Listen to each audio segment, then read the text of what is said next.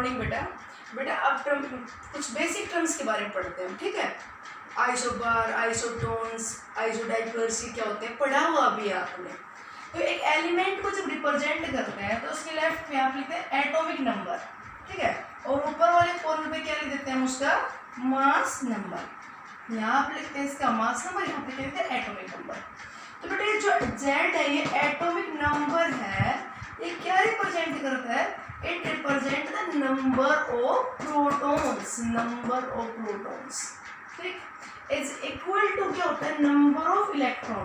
बेटा atom electrically neutral होता है, जितना उसमें प्रोटॉन्स होते हैं उतने उसके होते हैं इलेक्ट्रॉन। तो number of protons equal to number of electron. ए यहाँ पे क्या होता है? Mass number. ए क्या है? Mass number. And it is equal to the number of protons plus number of neutrons. एक बार आप ये टर्म समझ लीजिए कि मास नंबर को हमने number of protons plus number of neutrons के इक्वल क्यों लिखा? बट एटम का जो मास होगा, जो एटम का मास है, एटम का mass, atomic mass, mass of an atom, it is due to the presence of the fundamental particle like electron, proton and neutron। जो तीन इसके मेन पार्टिकल्स हैं वो इलेक्ट्रॉन, प्रोटॉन्स और न्यूट्रॉन्स, इनकी वजह से होना चाहिए। तो मास ऑफ एटम में क्या लिखना चाहिए? मास of electron plus mass of proton plus mass of neutron, ये लिखना चाहिए। मास of electron plus mass of proton plus mass of neutron, ये लिखना चाहिए हमें, ठीक है। पर करते क्या है कि number of protons plus number of neutron, ऐसे क्यों करते हैं? बेटा इलेक्ट्रॉन का मास नेग्लिजिबल होता है, इलेक्ट्रॉन मास प्रोटॉन और न्यूट्रॉन के कंपैरिजन में बहुत कम होता है।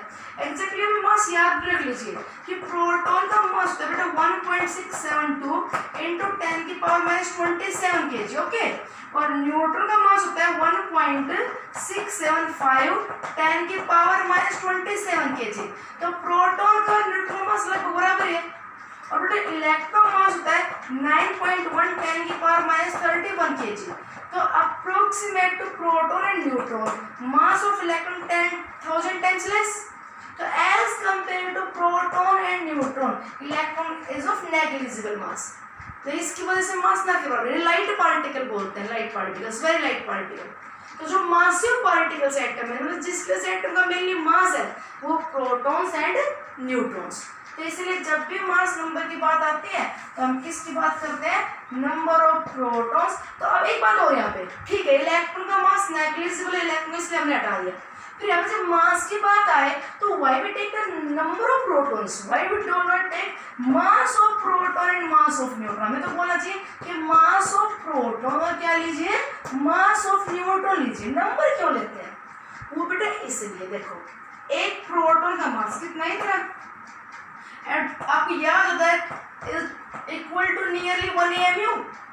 फर्स्ट चैप्टर क्या है? Atomic mass unit 1.66 10 the power minus 24 gram, और you can say 1.66 10 the power minus 27 kg। तो प्रोटॉन का मास है, न्यूट्रॉन मास है, वो नियरली बेटा कितना है? 1 AMU, 1 AMU। तो इसलिए जब हमें मास बताना हो, एटॉमिक मास बताना हो, तो क्या कहते हैं कि number of protons plus number of neutron. क्योंकि अगर प्रोटॉन्स 5 है तो मास प्रोटॉन में से 5 AMU, न्यूट्रॉन मान लीजिए 6 है तो 6 में से मास बेटा 6 AMU। तो number of protons plus number of neutron कर दो। Each proton and each neutron have the mass nearly equal to 1 AMU। इसलिए बोलते हैं हम mass number is equal to number of protons plus number of neutrons. ठीक, ध्यान से देख लीजिए कि अगर आपको मास नंबर पता है तो क्या पता है? Number of protons plus number of neutrons. अगर हमें Z पता है तो क्या पता है? Atomic number. Atomic number is equal to क्या होता है? Number of protons is equal to number of electron, okay. मान लीजिए ये दे दिया जाए सोडियम, सोडियम एलिमेंट दे दिया यहाँ पर 23 11। तो सोडियम में नंबर ऑफ प्रोटॉन्स कितने बेटा? 11। नंबर ऑफ इलेक्ट्रॉन्स कहे तो भी 11, और नंबर ऑफ न्यूट्रॉन्स कहे तो number of protons plus number of neutrons, यही तो होता है मास नंबर। इसलिए न्यूट्रॉन्स कितने आ गए? 12, ओके।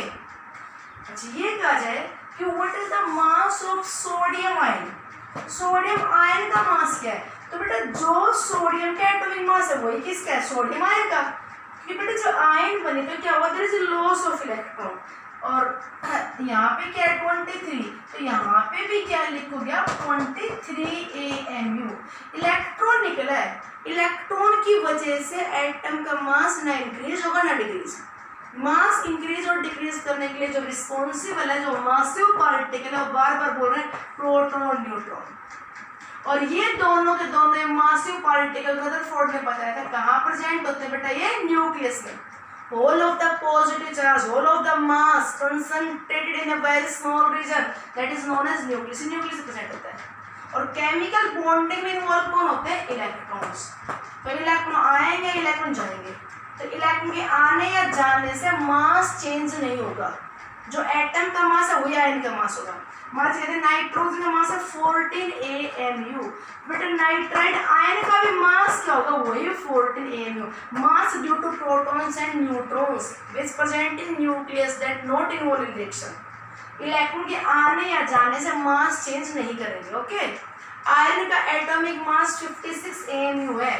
तो ये कहते हैं बताओ आयरन डाई पॉजिटिव आयरन का मास कितना है, तो आप वही बोलोगे 56 AMU। कहोगे क्यों मास चेंज नहीं हुआ, तो बोलेंगे जी आयरन डाई पॉजिटिव आयरन तो there is a removal of 2 electrons and mass of electron is negligible. तो आए जाए कोई फर्क नहीं पड़ेगा, ठीक है। और सुनिए बात, अब यहाँ पे कुछ बेसिक टर्म्स, आइसोटोप्स, आइसोबार्स, ये क्या होता है, What you mean by the isotope? पता है ना सारा, आइसोटोप क्या होता है।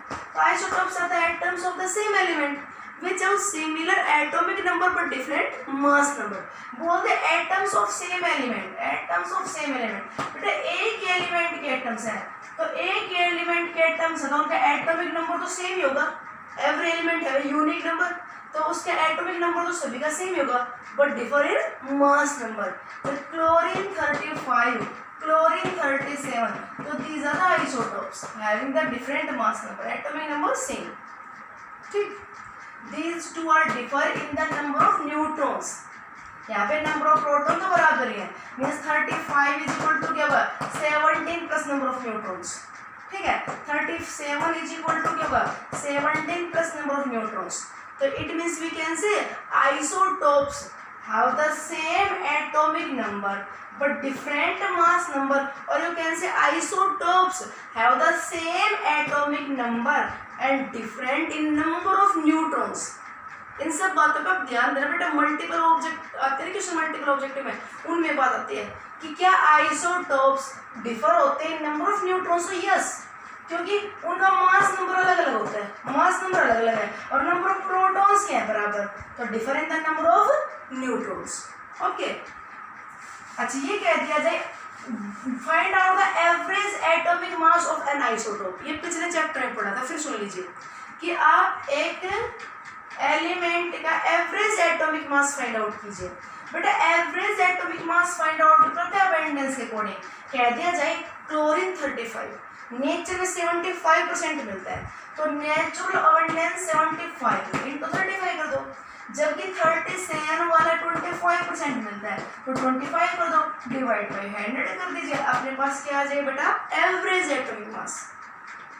आपसे ये सोल्व करो 35.5 आ जाएगा। अब से ये पूछा जाए कि आप एलिमेंट का जब मास बताते हो तो क्या बताते हो, number of protons plus number of neutron, यही बात है ना, protons plus number of neutron, ठीक है।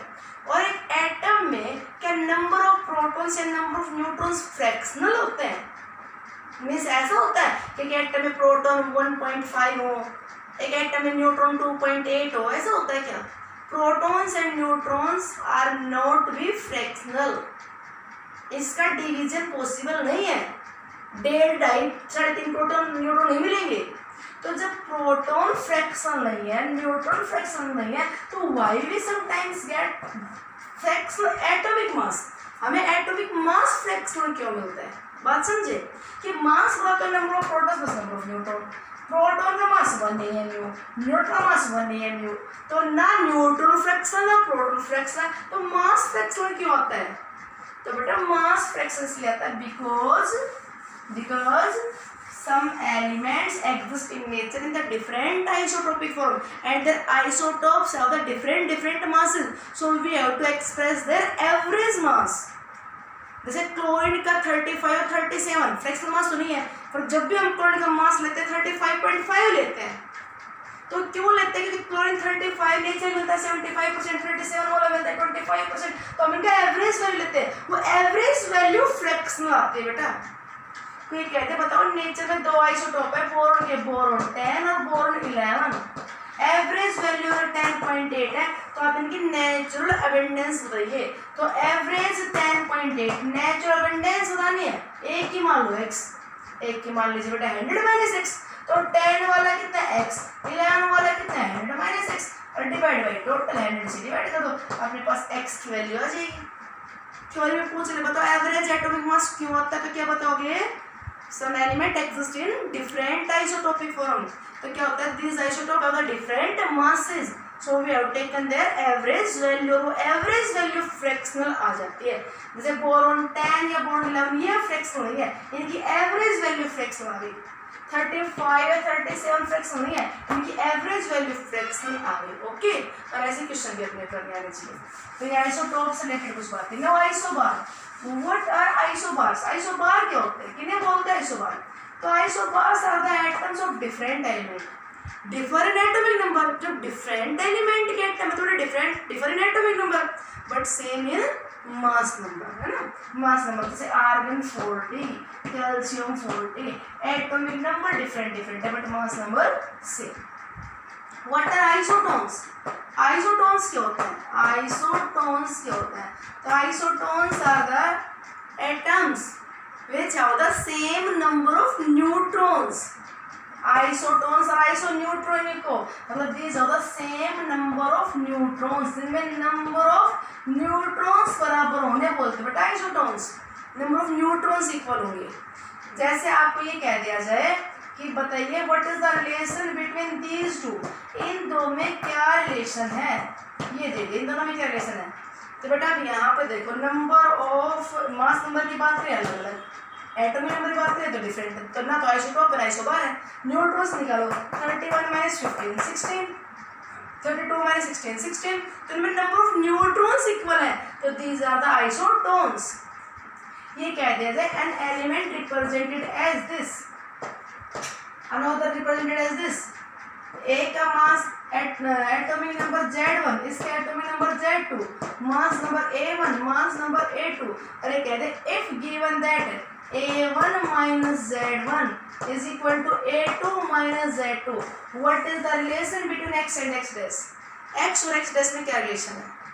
तो बेटा A1 - Z1 मतलब number of protons plus number of neutrons minus number of protons, A2 - Z2, the number of neutrons plus proton minus number of proton, तो बेटा इनमें number of neutrons बराबर है, तो जिनका A - Z इक्वल हो, A - Z क्या होगा बेटा? Number of neutron, A number of neutron plus number of proton और Z नंबर ऑफ प्रोटॉन, तो जिनका A - Z इक्वल है वो क्या है? Isotones.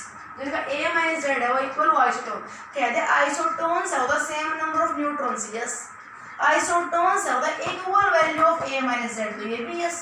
A - Z number of neutron तो है, ठीक है। A के number of neutrons plus number of protons, Z के number of protons. Okay, now next term isodiaphers. What are the isodiaphers? Isodiaphers क्या होता है?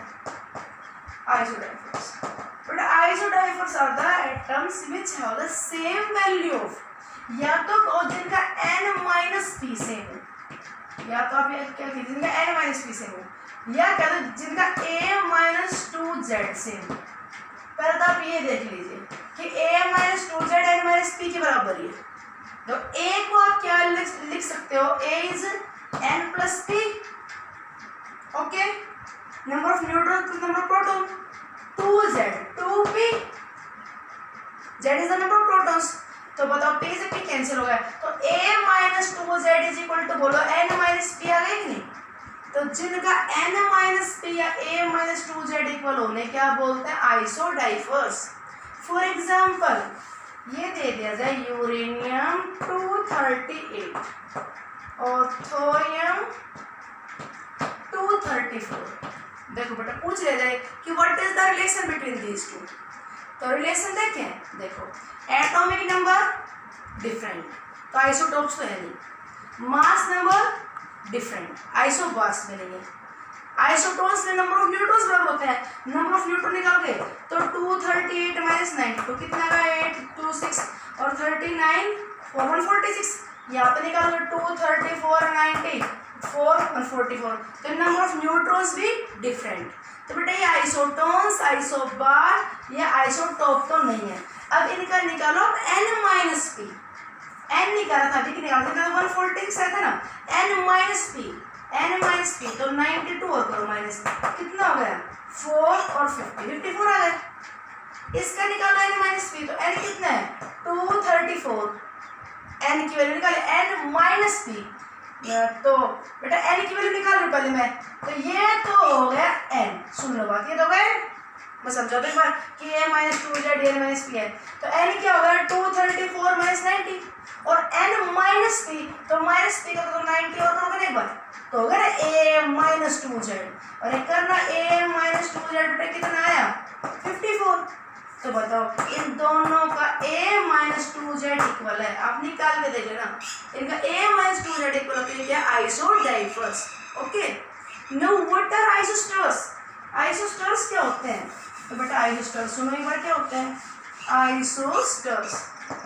What are आइसोस्टर्स?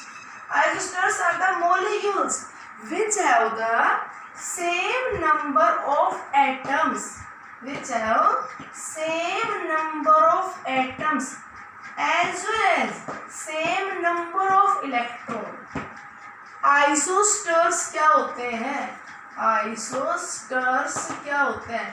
तो the molecules which have the same number of atom, the molecules which have same number of atom as well as same number of electron। बेटा जिनमें atom और electron बराबर हो, जैसे हम बात करें कार्बन मोनोऑक्साइड और नाइट्रोजन, ये दो मॉलिक्यूल है, नंबर ऑफ एटम बताओ 1 1 2 या 2, तो these molecule have the same number of atom, first condition satisfied। Electron देखो कार्बन के 6 इसके 14 7 7 14, तो ये दोनों मॉलिक्यूल एक दूसरे क्या कहलाएंगे आइसोस्टर्स। ओके, और सुनो CO2 एंड N2 देखो एक बार ध्यान से सेटिस्फाई होते हैं condition. Number of atoms 3 number of atom बराबर है, इलेक्ट्रॉन 6 और 18 18 16, तो 16 प्लस 6 कितना होगा बेटा बोलना कितना हो गया 22। ओके, अच्छा जी, नाइट्रोजन 7 7 14 14 प्लस 8 ये भी कितना हो गया 22। ठीक, तो ये क्या कहलाएंगे आइसोस्टर्स, जिनमें number of atoms as well as number of electrons equal हो। आइसो इलेक्ट्रॉनिक स्पीसीज, आइसो खाली आइसो इलेक्ट्रॉन, तो बेटा जिनमें नंबर ऑफ इलेक्ट्रॉन्स इक्वल हो, तो सोडियम का 10 इलेक्ट्रॉन 10 है, मैग्नीशियम डाई पॉजिटिव इलेक्ट्रॉन 10 है, ऑक्सीजन डाई नेगेटिव इलेक्ट्रॉन 10 है, नियोन में इलेक्ट्रॉन 10 है, तो ये कहेंगे आइसो इलेक्ट्रॉनिक। जहाँ पे number of electrons equal only वो आइसो इलेक्ट्रॉनिक, और वो मॉलिक्यूल जहाँ पे एटम्स के साथ इलेक्ट्रॉन्स इक्वल वो आइसोस्टर्स। ओके, थैंक्स, नेक्स्ट वीडियो में करते हैं आपकी।